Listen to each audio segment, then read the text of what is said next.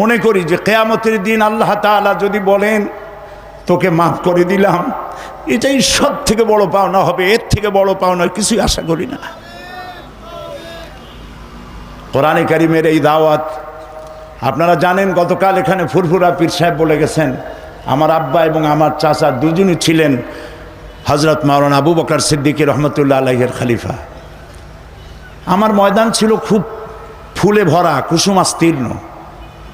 সেই কুসুমাস্তীর্ণ পথ থেকে উত্তপ্ত মরুভূমির উপরে, বালুর উপরে, জেল জরিমানার ঝুঁকি নিয়ে এই রাস্তায় আসার তৌফিক দিয়েছেন আল্লাহ রাব্বুল আলামিন তাফহিমুল কোরআনের কারণে। আজকে বলতে আমার দ্বিধা নাই, কোরআনের তাফসীর করতে গিয়ে আমার কোনো কৃতিত্ব নাই, এর সমস্ত কৃতিত্ব আল্লাহ পাকের এবং তারপরে তাফহিমুল কোরআনের।